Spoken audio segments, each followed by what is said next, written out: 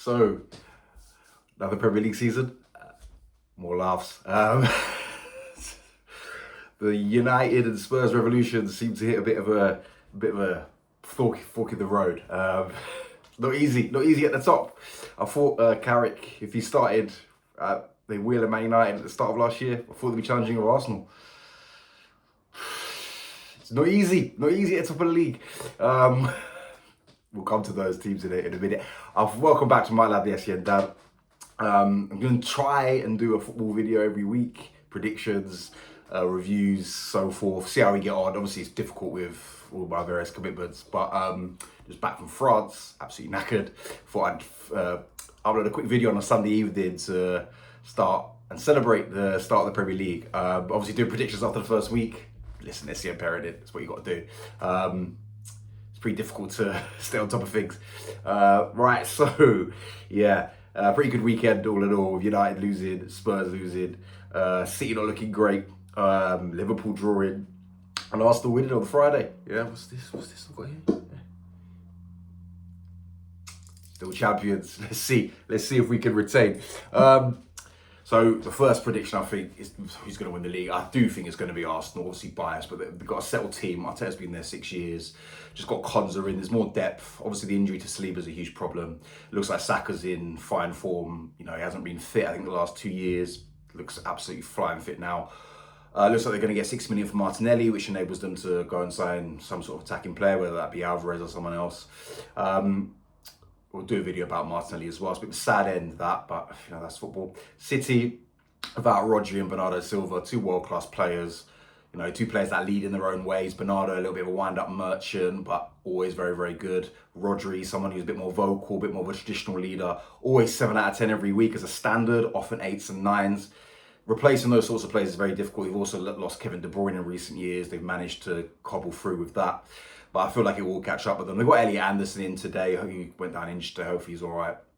But at the moment, he's about 3 levels below Rodri. I think he will improve and might get 2 levels below Rodri, maybe 1, but he's never going to be a Rodri level player.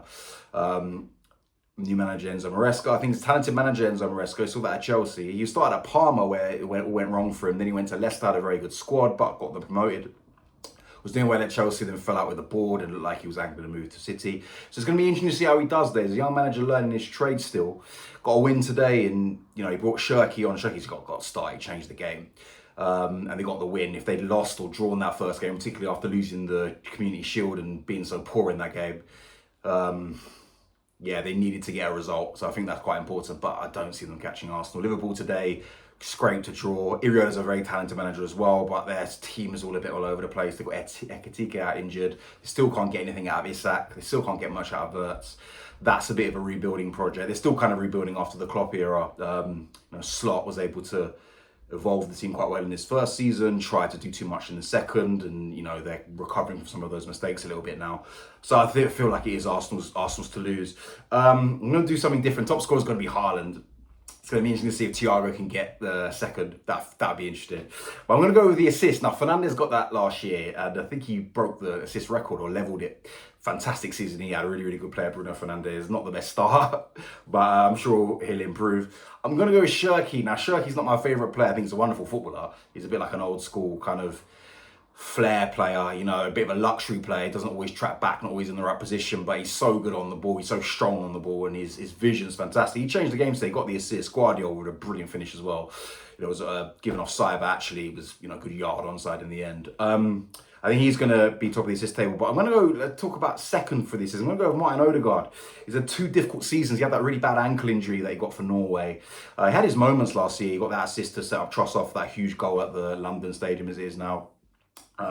We all know what happened with the review after that. But I feel like he's come back fit this year. At the World Cup, he's loved. He's not the main man. He's kind of the right-hand man under Haaland, but he's loved. I think he's their captain. He was doing the jump for the boat. The fans love him. His teammates love him. He's a very nice and likable guy, which I think helps. And I feel like he's come back fresh. He's come back determined. He looks like he's really up for it. I'd love to see him get back to his best. He's a wonderful, wonderful footballer. He's had 2 difficult seasons. That's a long time in the career of a footballer. But I feel like Odegaard's got a big season ahead, so I'm going to go with him to get second. Relegation, now that's interesting. Now, Hull were brilliant as I mean, you might know, they were actually one of the favourites to go down in the Championship last year, and they got promoted almost accidentally with the playoffs, and there was a whole thing with Spygate and Southampton, and they did really well, absolutely incredible. But I don't think they're going to have enough to stay up. Ollie McBurney's a really good footballer. He's strong. He knows how to conduct himself as a number 9. He can hold up the ball. He can bring players in. I just don't think he's going to score enough goals. I remember seeing him for Sheffield United when he came up then. He's one of those players a bit in limbo, too good for the Championship, not good enough for the Premier League, the Cameron Jerome kind of role. I think it's a clever signing. I think he's a astute player to bring in, but I don't think he's going to get the goals to keep them up. I think Ipswich, they were up 2 years ago. Maybe they've learned their lessons. They were to spend more. They really want to stay up because they've had a taste of the Premier League, but I just don't feel like they've got enough.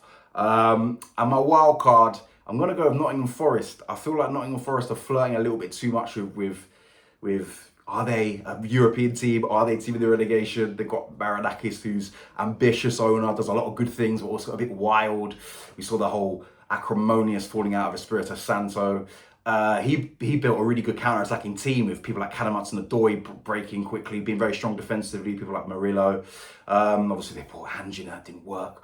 So we'll see what happens this year. They managed to keep Morgan Gibbs-White, who's an excellent player, should have gone to the World Cup. They had a difficult start to the season, losing against Leeds. So I feel like it could be a difficult season for Nottingham Forest. I think they're a great club, the Brian Clough club. I feel like they have really added to the Premier League since coming up under Gary Hooper. I think having those sorts of clubs in the Premier League is brilliant. The European champion, there's a lot of fans who will remind Arsenal fans about. But I feel like it could be a difficult season for them. So they're my kind of wild card to go down. That's an interesting one. Coventry, I think, will stay up. It's going to be interesting with Frank Lampard because I think he did okay at Derby. They lost in the playoffs in the end. He was working with young players, with people like Mason Mount. Then went to Chelsea, did okay for a while. I then fell apart. Defensively, Frank Lampard's team seemed to struggle, and that might be a problem. In the Championship, you can build an attack, and you can maybe neglect the defence a little bit. But in the Premier League, you can't really do that. You need to get your defence organised, and it's a little bit too easy for Arsenal on that first day. They're not going to be judged for how many points to get at the Emirates. That's not where their season is going to be defined. But there are a few concerns. But I think they're just about going to stay up. I think Frank Lampard did a very good job at Coventry. He was lucky to get that job. But he's beginning to learn his trade as a manager. He's 5 or 6 years into it now. And I feel like he's improving. So let's see what he can do. And I feel like they will stay up. And one of their players is my actual player to look out for. He's called Gustavo Hammer. Played for Sheffield United last year. I try and follow Sheffield United because they're my father's team. They're actually in the position Hull were in, where they kind of got promoted when no one expected them to, and they really suffered because of that. But he got the highest amount of assists in the Championship last year. He's 29 years old. He's strong. He's experienced. I think he'll cause problems for teams. I think he'll get assists. I think he might get the odd goal. And I feel like if he does have a good season, like I'm predicting he will, Coventry will stay up. If he doesn't, because they've just brought him in, and obviously he's got to take the step up to the Premier League, then I feel like Coventry could struggle. And they'll be dragged into that relegation scrap at some point, or maybe the whole season. But I do think they'll just about stay up. Let's talk about Spurs briefly. It was a disastrous start. They spent 350 million. Fernandes, I don't think is an £85 million player. Tonali, I think, is a smart signing. Savinho, 20 million was brought in for, 22 years old. Hasn't had the game time maybe at City, but I remember his debut, he played against Chelsea, looked really good. And he had that moment against Arsenal at the Etihad where he ran round Calafiori and played a really good ball to Haaland. But the rest of the game didn't really do very much. He started 10 games City last season. That's not nothing. He didn't really do a lot. His numbers aren't impressive. 85 million, I mean, the market is crazy, but, Martinelli apparently is going for 60 million, and he's a proven Premier League player. He's experienced. He has got a 15-goal season under his belt. He's 3 years older than Savinho, so it's a mad one. But listen, today was a disaster, but it will take time. There's a lot of new players to bed in, newish manager. De Zerbi came in the end of last season, but it was all about getting them up, keeping them up. All about vibes, not about philosophies or tactics. We've had a pre-season now. Some of the new players went in the team today. They still got Richarlison up front. Richarlison still scores goals. I think he was their top scorer last season. But he's someone who's been at the club too long. It's gone stale. And, if you want to be a top 6, top 7 club, I don't think he's good enough. I do think I've got them written down here. I do think they'll finish 7th. I do think De Zerbi over time will begin to get it right. He'll get those players embedded in. And I think he'll begin to establish a style of play. The problem is, in 12, 18 months, if he's not given the money that he wants, You know, Spurs looks like it's the post-Daniel Levy era. They'll spend now. You know, they've got this huge stadium. They've had it for a few years now. They've got huge concerts. They haven't been a big spending club over the last 10 years. So, but if they say to him, look, you've had your money this summer, we're not going to give it to you next summer. Who knows? Yeah, who knows if he'll stay. He has a habit of falling out. He fell out with people at Brighton. He fell out with people at Marseille. He kind of lost everyone at Marseille. He didn't just lose the board or the owners. He lost the fans in the end. He lost the players. It was all a bit of a disaster. But I think he'll get it right in this year and he'll finish 7th. So they're my predictions. Arsenal to win the league. Hull, Ipswich, Nottingham Forest to go down. Coventry to stay up. Top assist, Shirky with Odegaard 2nd.